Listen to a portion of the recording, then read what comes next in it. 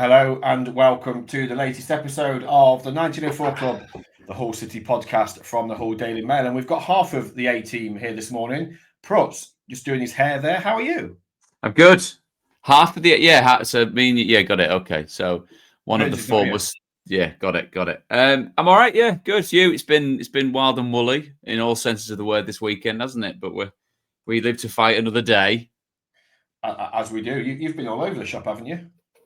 I have. I was at the NEC in Birmingham on Friday doing a bit of motorbike-based promotion, and then I was covering the games at Sky at lunchtime, which was Coventry Sheffield, and then a couple of others, which I can't remember. And then yesterday I was at Southampton against Liverpool, which was a nice little trip down memory lane, a blast from the past. Had a good chat with Colin Calderwood, Russell Martin, the great and the good down there. They're all still battling on, so fingers crossed the good guys come good. Meanwhile, for those that are listening and watching, no Burnsy today because he's got other commitments, and we are expected to be joined by young Fletcher at some point. So we'll have to see how that plays out. So for now, it's just me and Prutts. But what more could you want on your Monday morning? Apart from Burnsy and Fletch. Well, yeah, exactly. For Hull City, another defeat number 3 in a row. Defeat number 4 in the last 7 games. 1-0 loss at Luton, Prutts. It was a game they could ill afford to lose, wasn't it?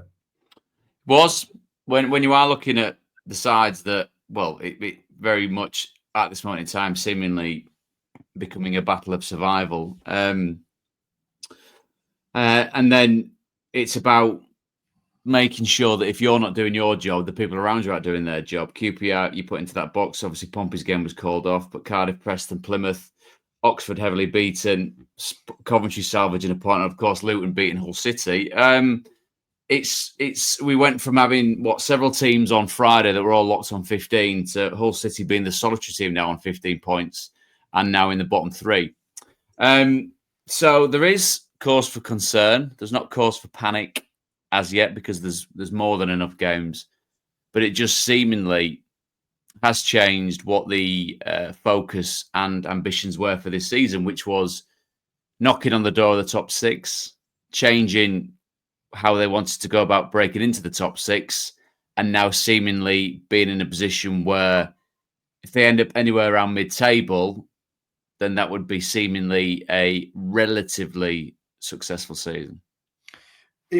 It was kind of, I know on the pod before we talked about City being a team that feel like they're heading for a relegation battle because they have all the hallmarks of stuff we've seen in the past.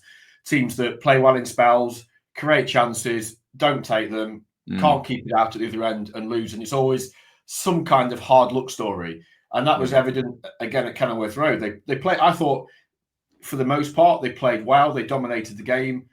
But, we were talking just before we came on about João Pedro's 2 absolute gilt-edged chances, one in each half. A couple of chances at the end when Casey Palmer came on and freshened it up a bit. But their Achilles heel, they can't defend in those key moments, concede a really bad goal, lose 1-0, and you're coming away going, it's another hard luck story. But it's hard luck stories that get you relegated or certainly leave you struggling for points.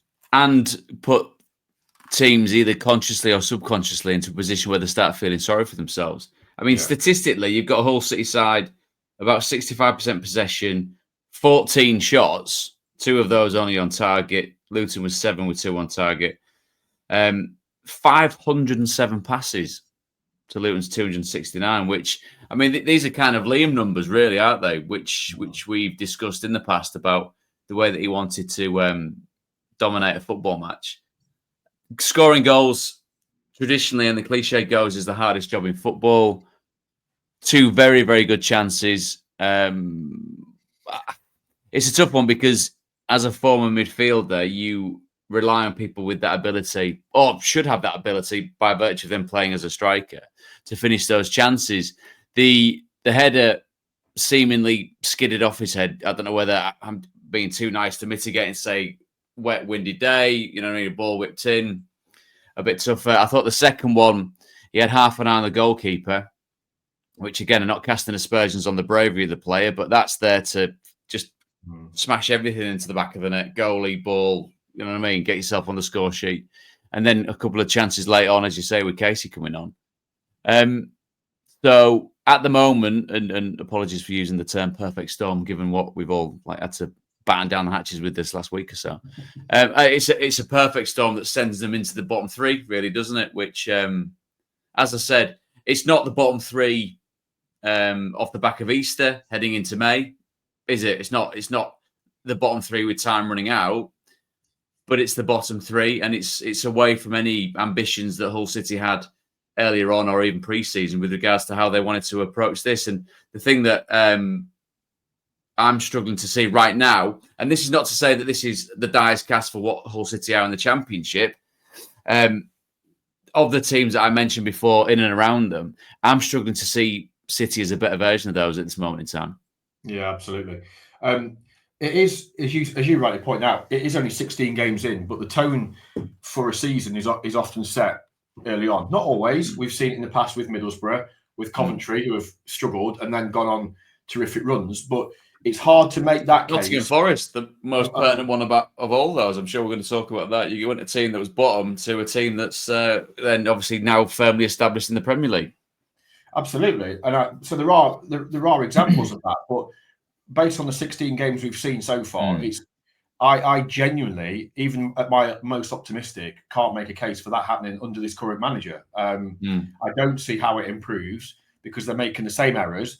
Nothing's changing. They look a team, and I wrote this on when I got back on the early hours of Saturday night, that they just look bereft of confidence. And from a player's point of view, give me the player's point of view, because the manager has been very critical of certain players, whether it be Chris Beddier, the striker who can't get a start now, whether it be Will Jarvis, the young winger.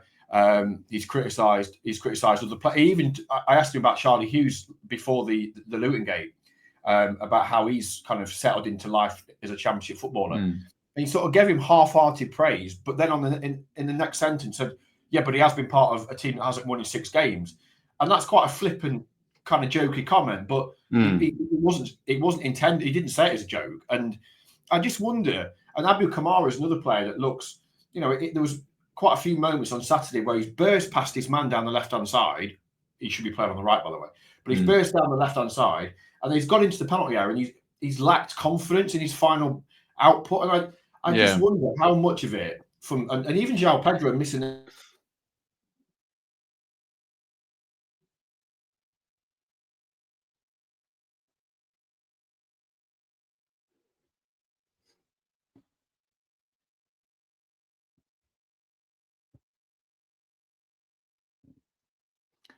The last portion of what you just said, I didn't hear. So whether it was by a mute, by my mic disabled itself for some reason. It did. So from bursting into the box and not having any confidence, I lost you. So you bursted out of the box. Yeah, burst into the box, not having any confidence, and then his final decision lets him down. And also João Pedro. How much of that is, the manager will come out and say, I don't criticise players in public, but in the next breath will criticise his players in public. From a player's point of view, in the dressing room, how are you feeling? It's not great. It's footballers can be inherently sensitive beings, but there is an element where you've got to be tough enough to take on the chin what the manager's saying, what the crowd's saying, what the media says, because it's a very public profession. And with it being a public profession, it means that it's very well paid. Not saying that because it's well paid, you should have bulletproof self-confidence to be able to take any form of brickbats that are thrown your way at all. But open debate, by definition, what we're doing right now about a team and its performance is what football's all about. He said, didn't he, Tim, about I'll just call things like I see it. I'll be quite straightforward, which is fair enough. But if it's to the detriment of the player's confidence, then that's something that needs addressing. So, and sometimes as well, maybe when we say lost in translation, it's not that, because his English is extremely good, isn't it? Maybe the kind of, maybe it's not even the cultural approach, but the great thing about British sensibilities is his sense of humour, isn't it? Maybe his kind of continental sense of humour or tongue-in-cheek nature of describing his player's performance, maybe it does come across. We've all been there in certain situations where someone said something seemingly what they thought was a joke, and it's gone down like a lead balloon.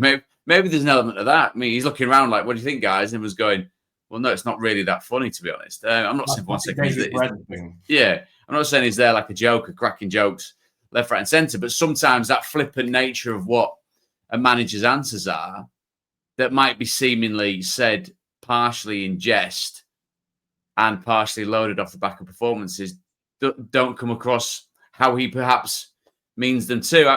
I always think that, and it depends what you say about a player in public. If he's if you're coming out and saying a player's lazy, he's not trying a leg, he's been terrible, X, Y, and Z. There's obviously different ways of parlaying that information. But if it's said in the sense of his frustration that he wants more from the side, I do get that to a degree, because I know, particularly working in the media like I've done for 10 years, it's managers' jobs are so unbelievably temperamental, that they're so kind of transient, that you can say things can slip out because of the frustration of what you're seeing on the pitch. It's just the narrative building around. And to go on a little bit of a tangent to broaden this out and forgive all you Hull City fans for listening to this. So I was speaking to Russell Martin yesterday, and the narrative now around Russell Martin's side is they play suicide football at the back, which then leads to goals. They've conceded more goals from their own doing than any other team in the Premier League, 7. And if you're going to do that as a promoted team, my God, you've got your work cut out. Yet, the opening goal of the game yesterday, and forgive me for explaining this if you've not seen it, the goalkeeper rolls it out to one of his midfielders, who's literally on the edge of his own box, facing his own goal with 3 players around him. So he rolls it out, goes back, ends up being a hash. Flynn Downs tries to look for another pass, ends up in the back of the net. You're playing against a team that's top of the league, that's now 8 points clear of the Premier League at the top. So you look at that and, oh, well, that's what Russell Martin wants to do. And I can categorically state, as I did in commentary, and then he's not asking his goalkeeper to roll it to his midfielder on the edge of the box with 3 men around. He's not doing that. He's calling for calm, for patience, for building, for picking the right pass when the right pass is on. That's what he's asking for. He's not saying let the best, one of the best attacks in the Premier League onto you to make sure that they get as many goals as possible. Mo Salah does not need a hand scoring goals, does he? My God. So when you see that in the narrative of that, put that into the narrative of what Hull City is when Tim comes in and says, we're going to play this type of football. I will talk to you in this type of manner. So he set his stall out, and then you're looking at the stall and there's not much on it, because you're going, well, we're not winning games. We're not playing football consistently in a certain way that means that it's wholesale changes from the manager that's gone before, and the results out there. So City fans have every right to sit there and scratch their heads and go, well, you come in and declare it to be a certain way. You can't fool fans that have been watching football for God knows how long. So, and like I said to you before here, and not to kind of go all Gary Lineker and say, well, you can call it crap. You can call something that you're watching not very good, not very good. Of course you can, because you watch football. There won't be many City fans that are sat there that have watched 2 games and have been coming for the last 2 games and never seen football before. The majority are lifelong City fans that have seen the ups and the downs, the peaks and the troughs. So they can say, well, he said one thing, but what I'm watching another thing, and I'm not really enjoying it, and I don't think it's very good. So that's what, in fits and starts, where you see the team moving the ball around very quickly and creating chances. I mean, was the Casey Palmer shot the first one on target? Was that 74 minutes? 75 minutes, Casey Palmer. 75 minutes. Yeah. So, and that becomes then 3 defeats on the spin.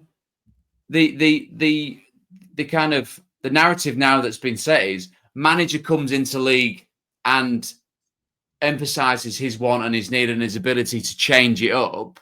Yet 16 games in, no one's seen it. What doesn't help him as well, Prutts, is when at the end of the game, I nearly called you Fletch then, it's because he's messaged it. What doesn't help him at the end of the game is that the fans are clapping because the away fans, really good following again. You know, as we talked about, the weather, horrendous journey down there, expensive. They've stood behind the goal. Kenilworth Road is awful for away fans.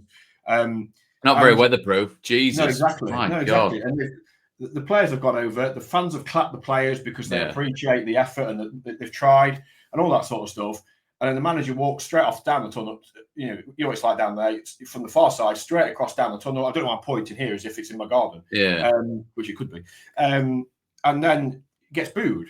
Now, did he go to the fans? No. So he's walked straight from the dugout because I've watched him. He's walked straight from the dugout, straight across the middle of the pitch to the tunnel on the far side. And then the fans have then started to boo him because he's not gone over. And he sort of sarcastically clapped as he went in towards the tunnel. And that was that. And you can see why they're annoyed because they've travelled for best part of 8-9 hours round trip in horrendous weather. They've stood there and got soaked in the wind.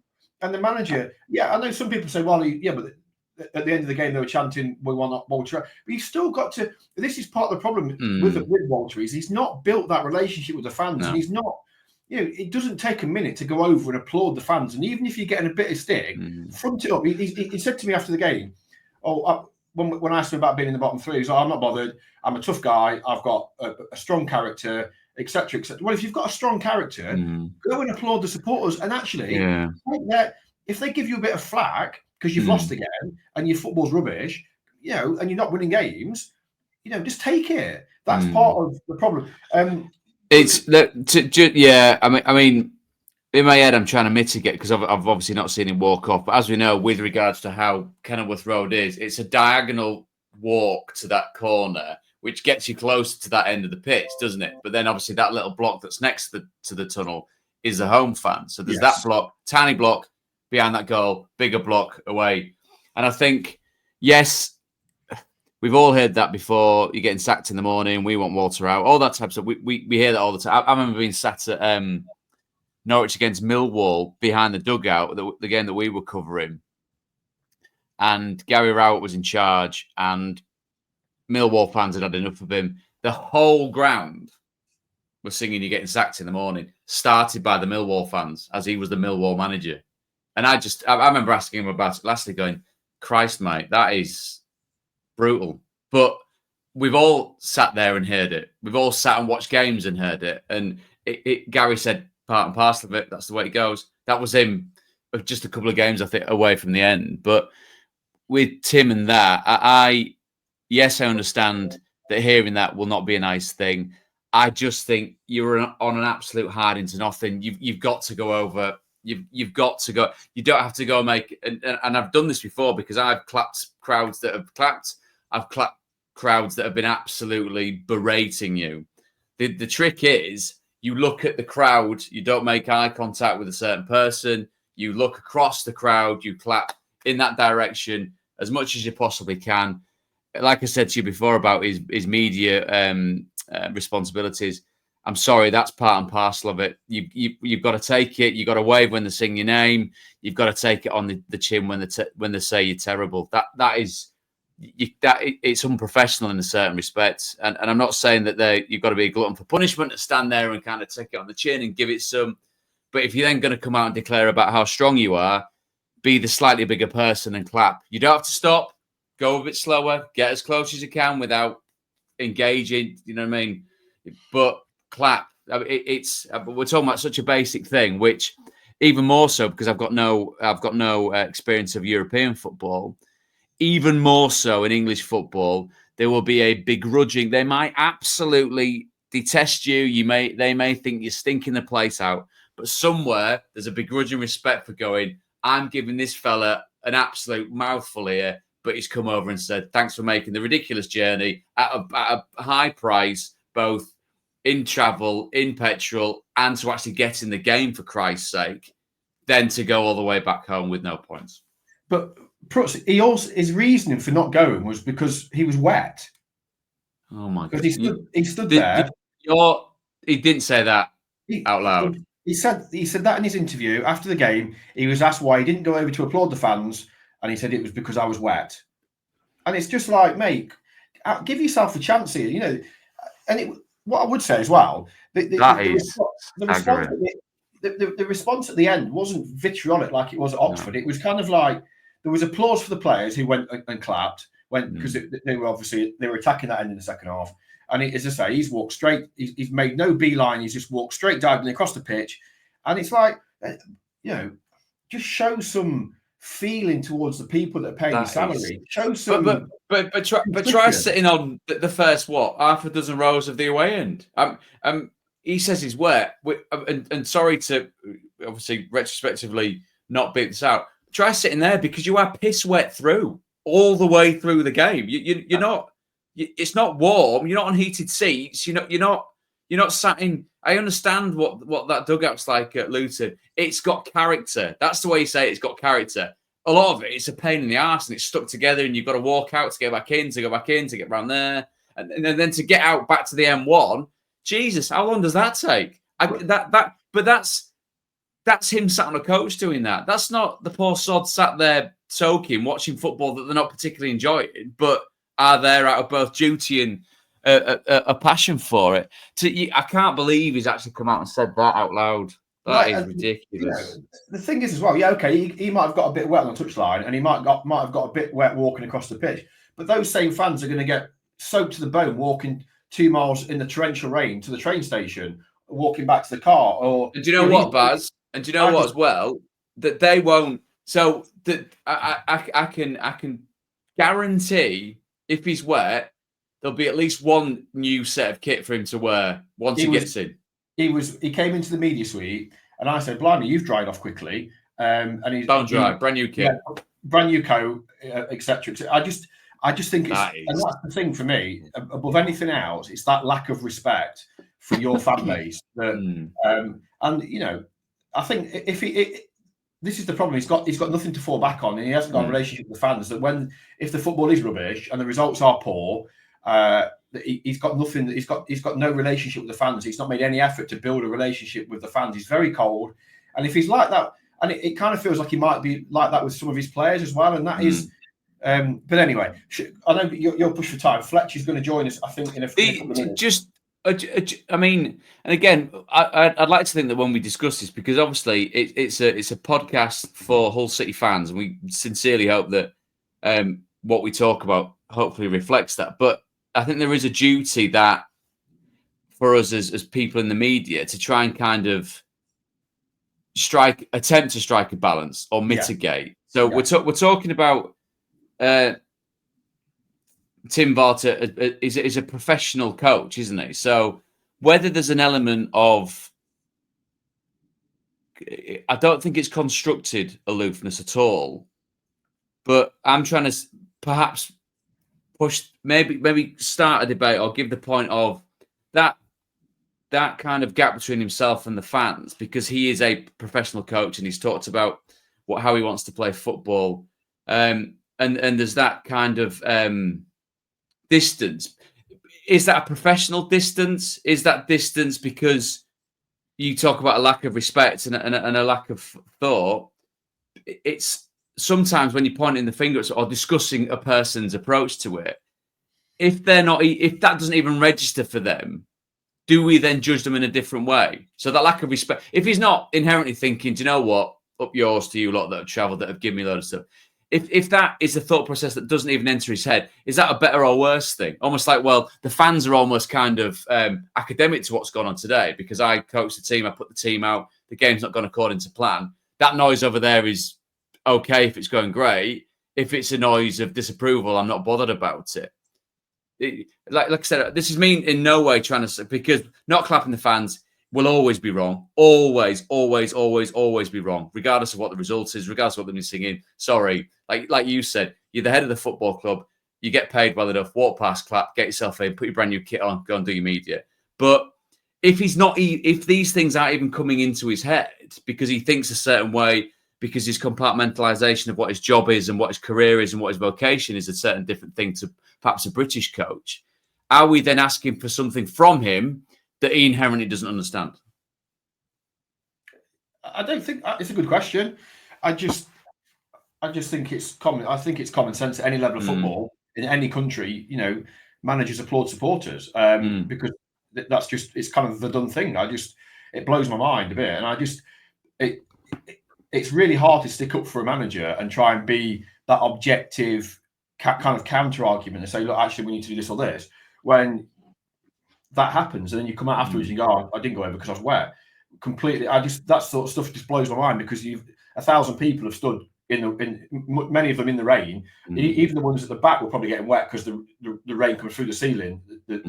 How much is an away ticket? Do you know? You're looking at 30 quid, aren't you? For 30 quid, petrol wise, that's another what? Depending on what you're driving, that can be anywhere from 20 to 50 quid. I mean, don't even put the trains into it, because if they actually get there at all, anywhere near it at any time, and it's not cancelled, and the price. So what, 150, 200 quid if you want to actually eat something while you're down there? And it's Hull to Luton is a straight down the M1 pretty much, but it's a long way. It's 4 hours. I mean, mate, I do the M1 every single week. It's ridiculous. It's ridiculous. Morning, Fletch. We'll come to you in just a second while you get yourself sorted out. Prutts, because I know you've got to shoot off in a minute. Sheffield Wednesday tomorrow night, another of your former clubs. That is, City have already lost to their reserves in the Carabao Cup this season. Funny side Wednesday, aren't they? You don't know what you're going to get from them. One day they're brilliant, the next day they lose 6-2 at home to Watford, and then fail to beat Cardiff. They're a funny old team, but given that the pressure on Walter is just increasing week after week, despite Adjun's public backing of him, the vote of confidence, that is a game they simply have to win, City, isn't it?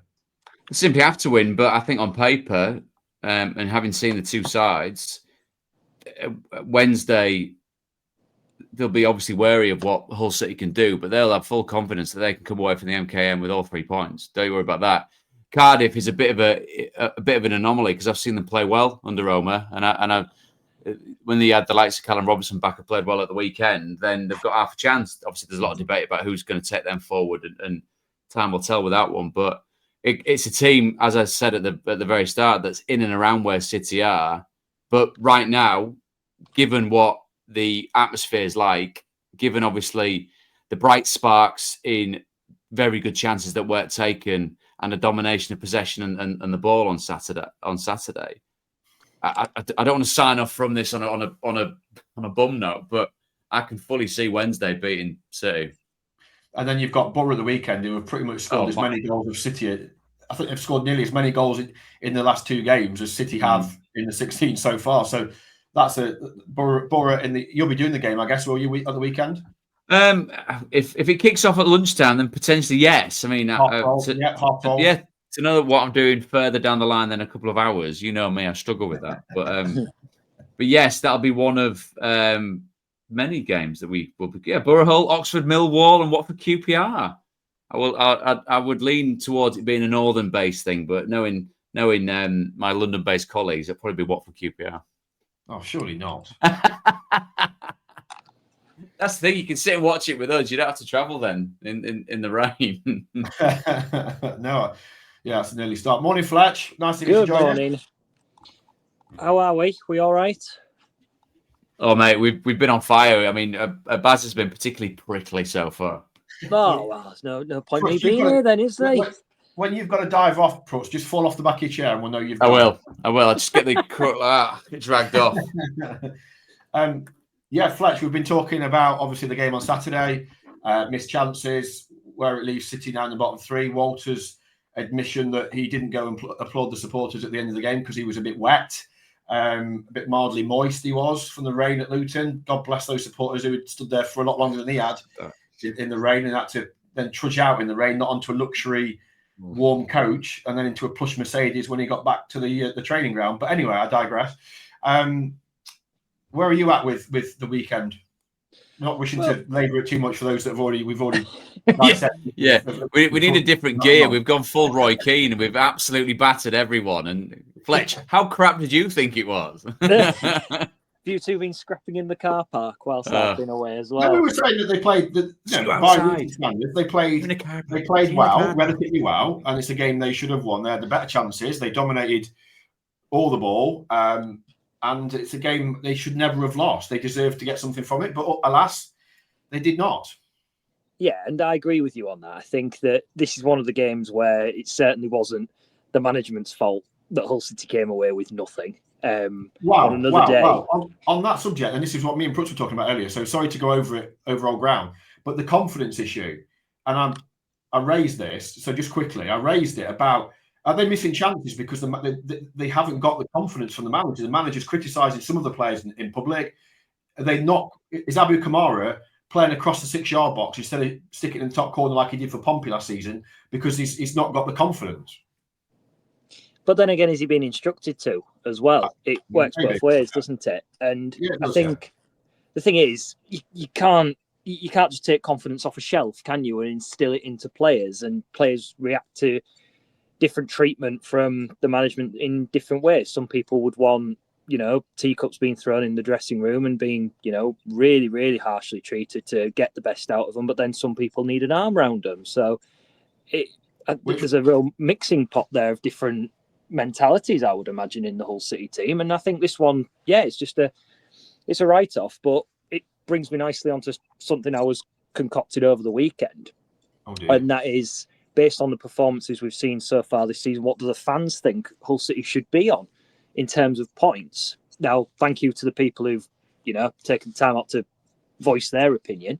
And at the minute, from 255 people, granted, that's not the full fan base, of course it's not, but I think it's 83% of people think that Hull City should be on more points based on what they've seen so far this season.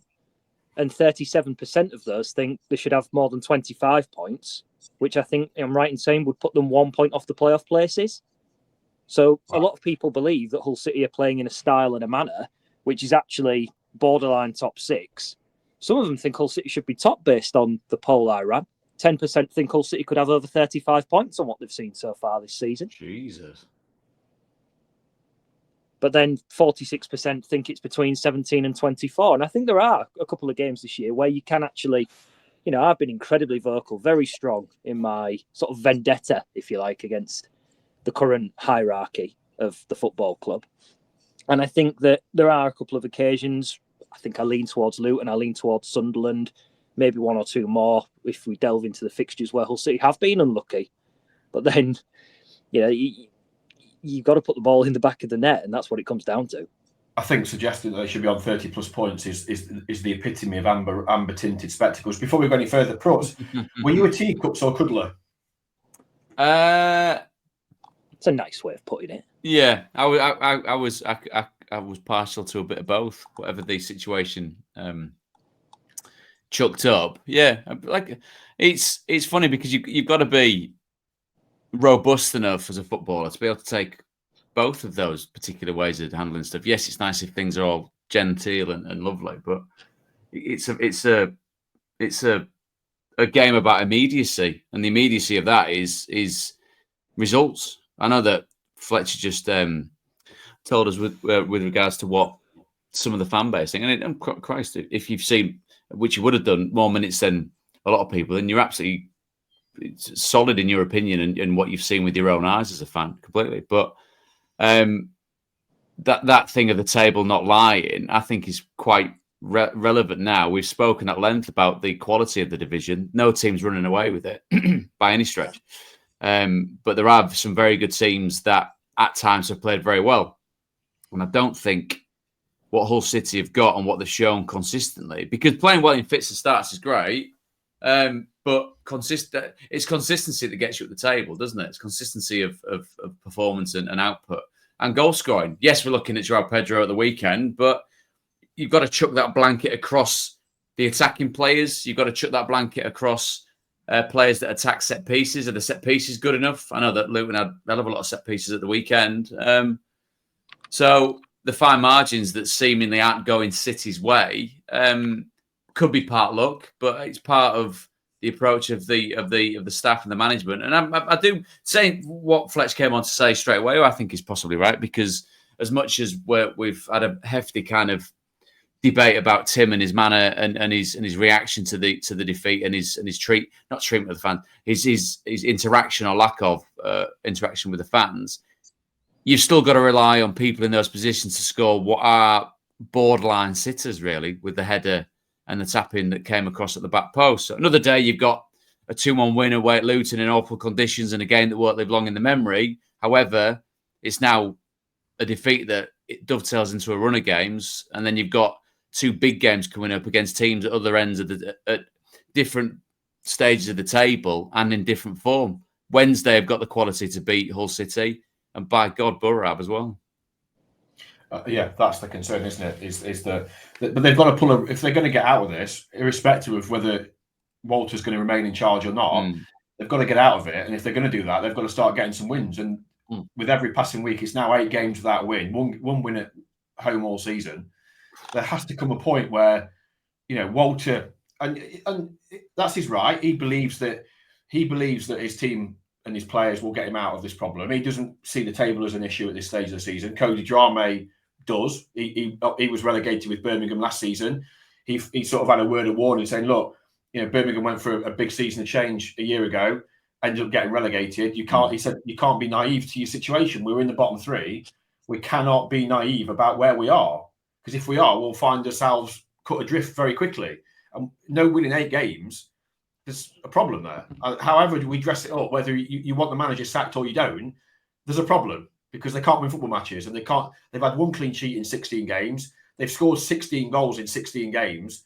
However we dress it up or try and make it look to favour either side, the reality is staring us in the face. They're in a relegation battle by virtue of the fact after 16 games, they're 3rd bottom. And the stats, they back that up, don't they, Fletch? Yeah, they do. I'm just looking as you're talking there, Baz. I have a real love-hate relationship with things like XG, because I don't, for love of anything, know how they calculate the actual decimal points for each chance. But I'm just looking through like some of the percentages of like goals for, goals against, this kind of thing. And City's forwards, apart from João Pedro, they aren't even anywhere close to having like what you'd call a good goal conversion rate for things like shots. So João Pedro has had 8 chances this season and scored twice. And then everyone else is below 10% or near enough just above 10% in the shots that they're materialising. And the more scary thing is it's the midfielders, the centre midfielders, who are having the most chances according to the stats that I've got in front of me. So why the centre mids, the ones having the pop shots, the long range efforts? Why is it not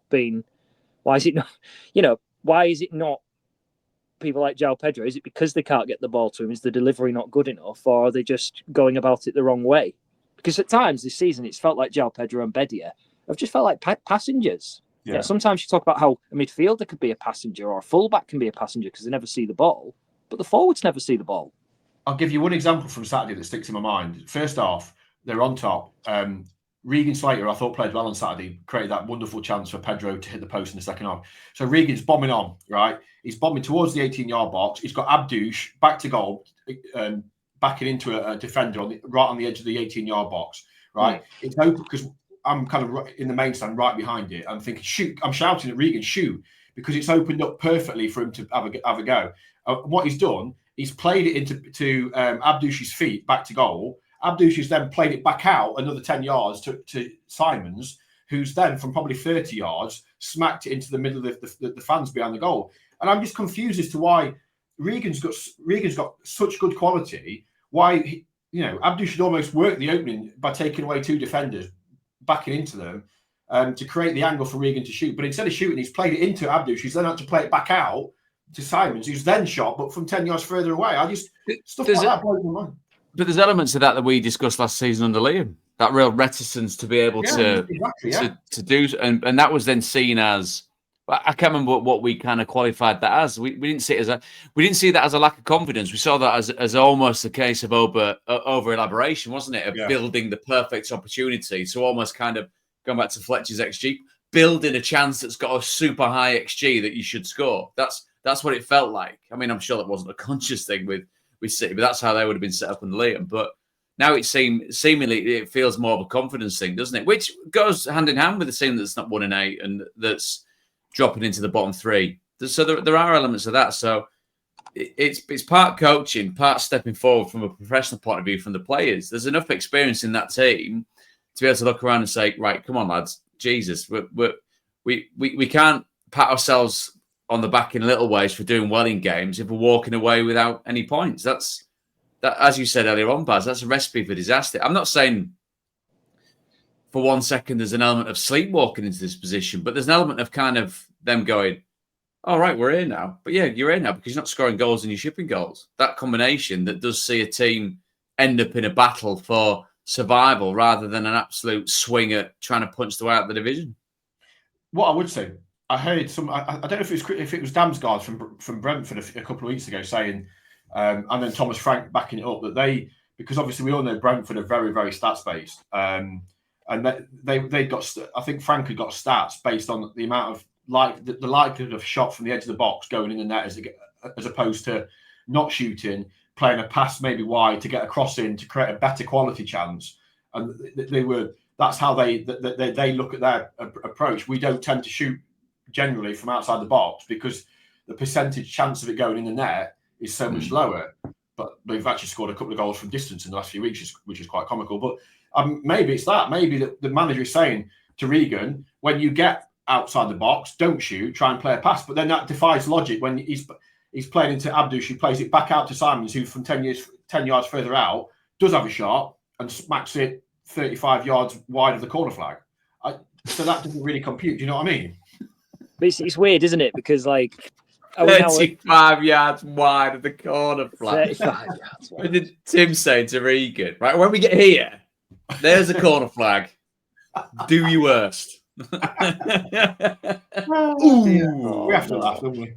Fletch would have made a wonderfully salient. I don't know what it is now. Completely. I have nothing but stupid stuff like that.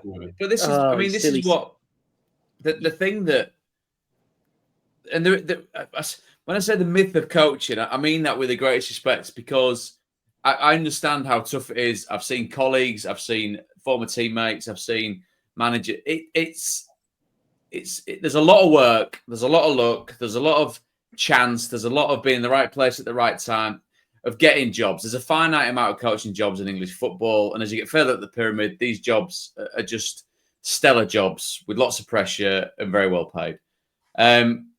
But maybe, and I'm not taking the piss when I say this at all, I'm really not trying to be condescending.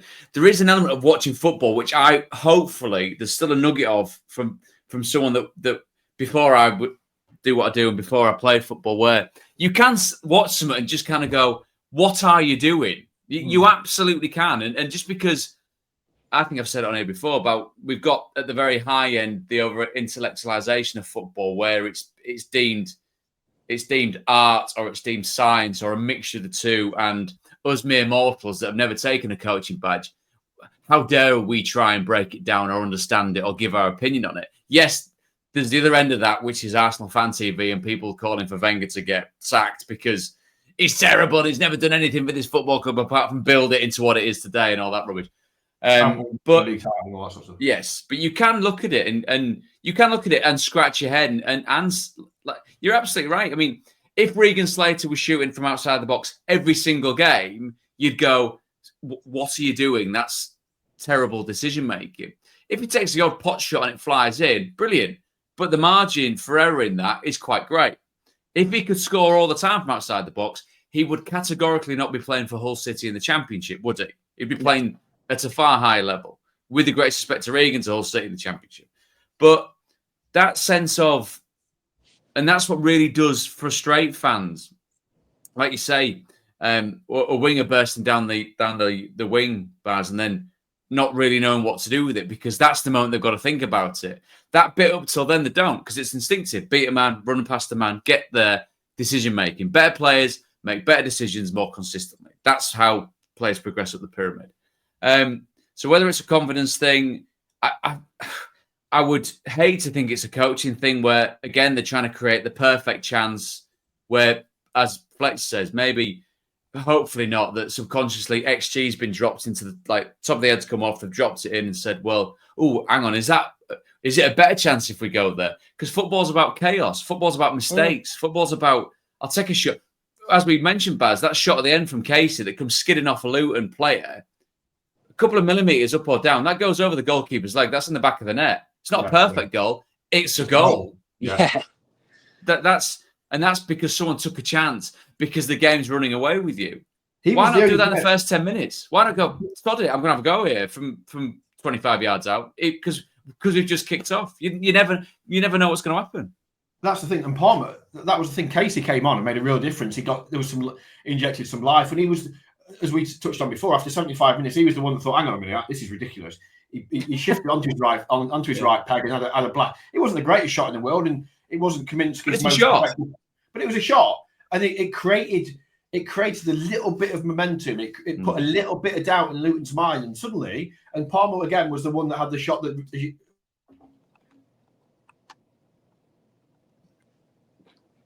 He's done this before, Fletch, today. Just he's self-muted. He's become a mime. Just expressive. He's just going through expressive dance. We'll call it crap. We'll call it the pink hoodie because that's what he's wearing. The Pink Panther. He is. He's muting himself again. Like I could see there. The good thing is he could hear us, and he just is like desperately trying to join in. We're not winning any Stonys with this, are we? Come on. Yeah, no, I don't. That's not too worried. So Sheffield Wednesday tomorrow night, then, and then as we mentioned earlier, Borough. Fletch, Wednesday at home is a massive game in a Yorkshire derby. It's a big one for the fans. We've already lost to them in the cup this season. It's so important in so many ways. A lot of people were saying before the game at Luton that these two games would define Walter's future. I mean, I spoke to Adrian on Saturday, and he seems still keen to back his manager. I do think that decision is becoming more and more difficult.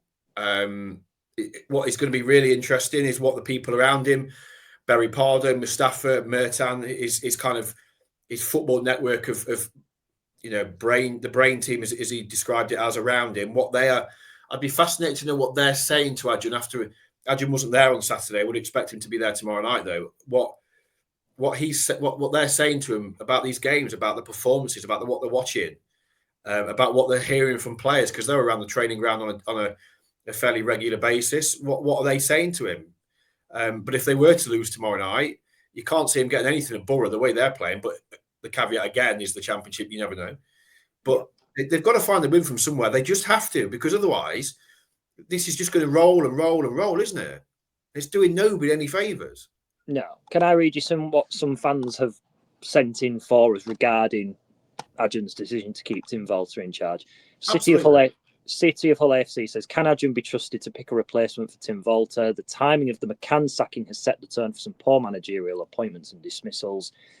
De Ginger 42 says, not a question, but wouldn't it be smart for Adrian to hire one of the managers that's available, such as Robbins, Cooper, Ruud van Nistelrooy, and then say, quote, a better manager became available. He doesn't have to admit he's wrong, but he can move on.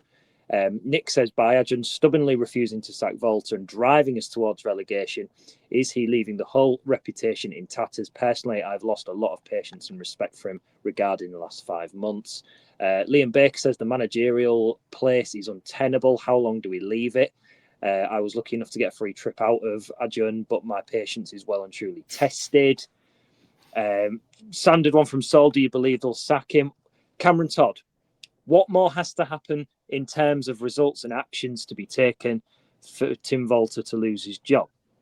Does it take something like, for example, a 4-0 thumping at home and for the whole crowd to just go absolutely nuts? Because I remember when Nigel Pearson and Liam Rosenior, it did happen to Liam this, and it's the one chant which makes me think that fans have the support of the manager, but they're just annoyed at what's going on. And I can't remember who they were playing. It might have been against Norwich when they were at home, or it might even have been Swansea or Stoke, which are the key highlight defeats. And I remember the fans chanting, Liam, sort it out.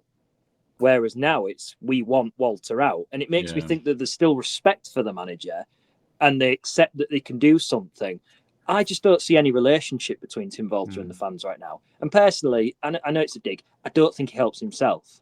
I don't think it doesn't help himself not going over to the fans and clapping for support, whether it's home or away. I don't like this persona of him going straight down the tunnel, because I fully imagine he does care. I really do. But it gives an impression to some people and the buzzards on social media that he doesn't. Yeah, we talked about this before you came on about at length about him not going to the fans on Saturday and then explaining that he didn't because he was wet. So yeah, I agree. In terms of I frame this by saying, to start with, I always feel uncomfortable about talking about other managers when a manager's still in his job. But the correspondent there that referenced Steve Cooper, that's obviously a really interesting one, and it is relevant.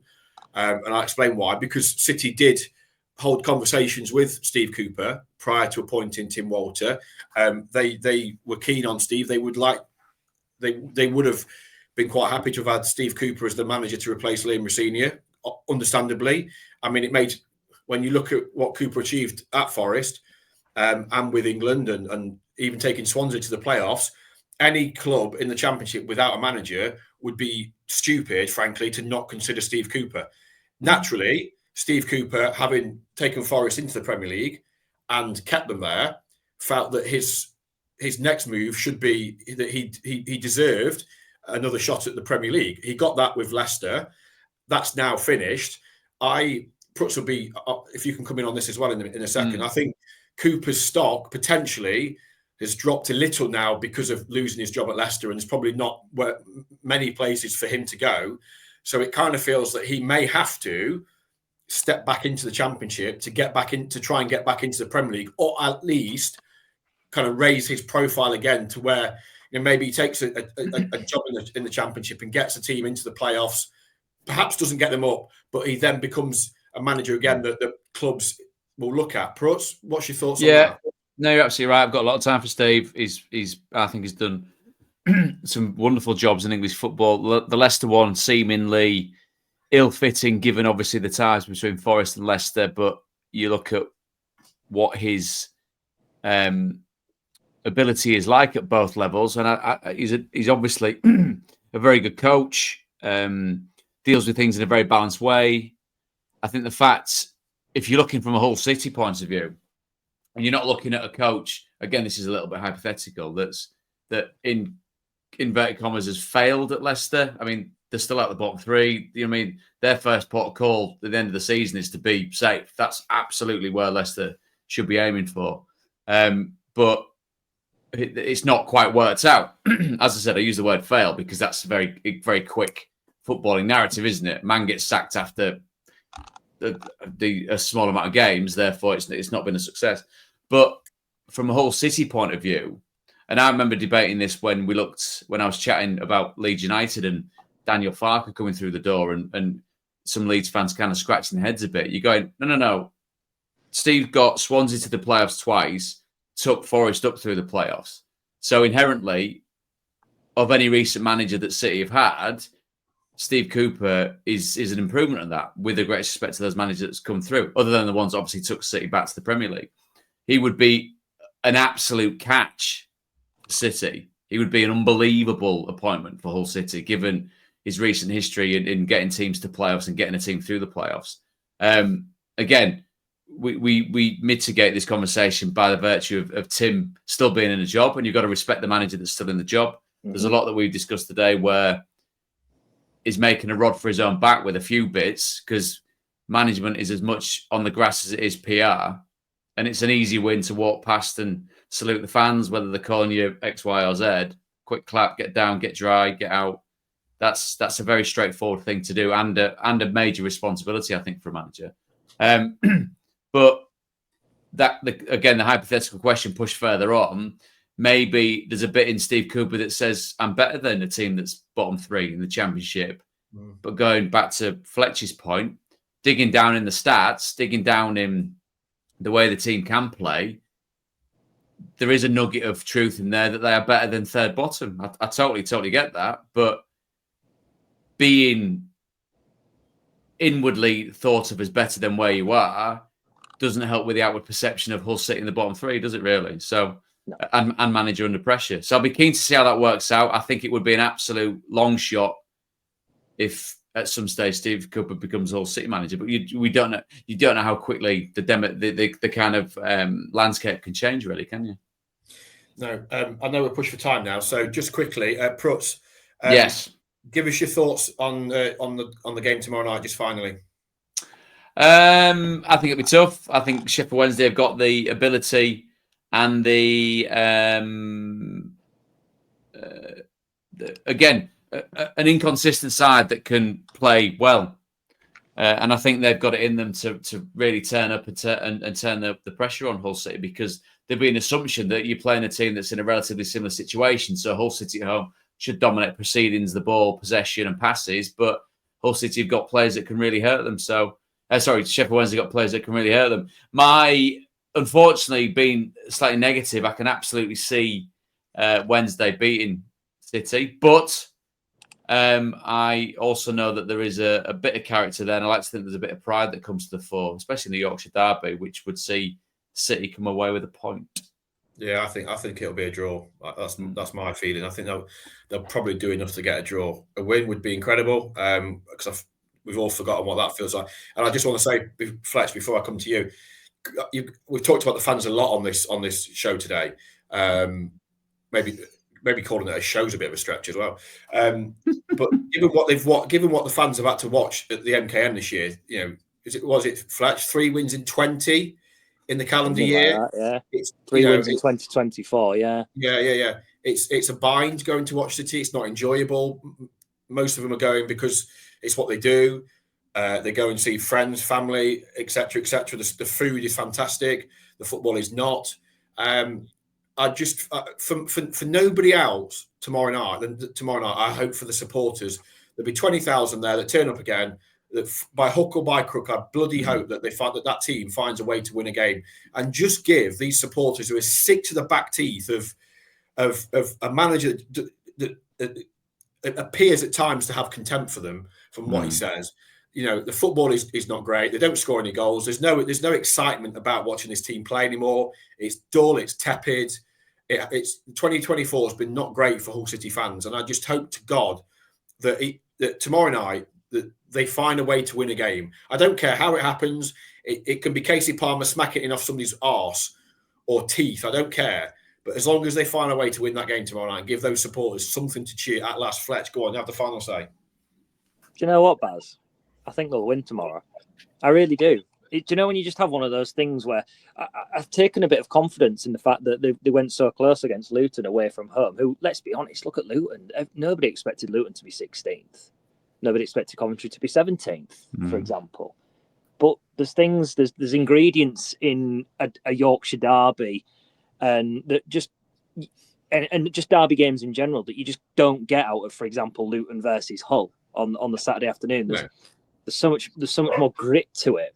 And I think, City... but there wasn't against Leeds, Sheffield United, or Sheffield Wednesday in the cup, though. So we've had 3 Yorkshire derbies so far, and I've seen nothing to suggest that anything's going to change. But I take your point, and I do hope you're wrong. Yeah. Or sorry that you're right. I mean, whoa, what's this? The mask is off, everyone. The mask is off.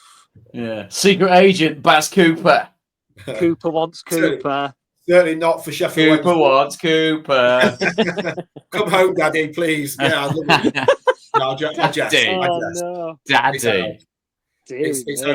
I jest. No. I take your point. I think that there were elements of positivity against Luton, but they've just got to find a result from somewhere. As I said, I hope for the supporters that they find it tomorrow night. What are you drinking, Prutts? You're pulling some really interesting faces for those who are really good. Yeah, I don't know what I'm going to do. I'm going to go for a run with the dog now, which I can't be asked to do, but I need to. So it's all right for some people on a Monday morning. Some of us have, office grind. This is going to be a grind. Gale Force wins, running around a reservoir looking like a mental. I've got pictures on my phone that suggest you are mental. Correct. You're a mentalist. You're a mentalist. Oh, Jed. Anyway, on that bombshell, yes, we hope that City win tomorrow night. We just pray that City win tomorrow night, and that this whole thing turns around, because it's depressing at the minute for everybody, not least the players and the supporters. So, Prutts, thank you so much for your time this morning. Fletch, thanks for popping in. No worries. Blame the M62. Always. And here's the 3 points against Sheffield Wednesday tomorrow night. And we will be back again soon. Thanks for listening. Thanks for watching. Thanks for getting in touch at the 1904 Club. There were so many comments over the weekend, and do keep them coming.